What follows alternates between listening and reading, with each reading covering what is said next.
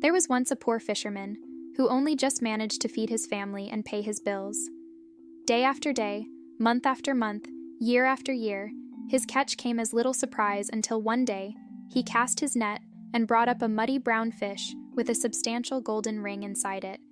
Being a man of very little imagination, the fisherman wasn't at all sure how to react to this unexpected turn of events, so he did the only thing a man with very little imagination would do, and hurried off to give the ring to the king. It just so happened that the king was having an extremely dull day, and an unexpected turn of events such as this did much to break the tedium. In gratitude, he paid the fisherman much more than the ring was worth. He ordered the royal treasurer to load the man with a great many bags of silver coins.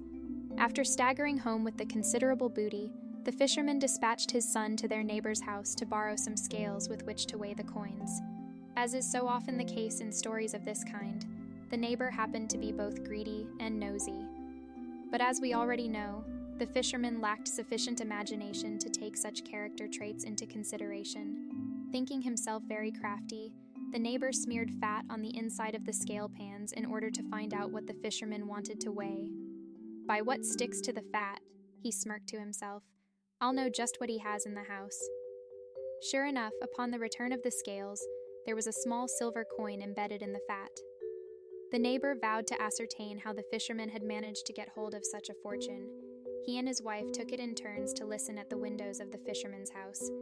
However, as well as being greedy and nosy, the neighbor was also slightly deaf.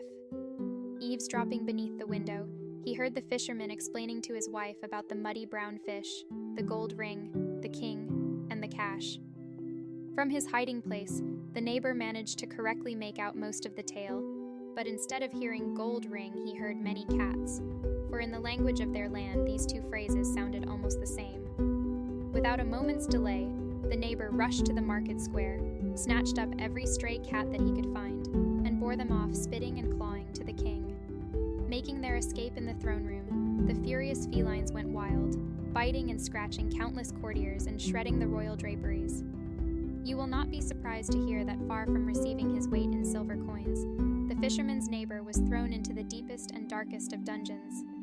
Unfortunately for him, he had made the fundamental error of having rushed wholeheartedly into an enterprise, without possession of the full facts and without having thought the project through. And did he use his time in the cell to see the error of his ways? I am sorry to tell you that he did not, preferring instead to spend his lifetime of solitude cursing the fisherman, and blaming him for having deliberately tricked him into so infuriating the king.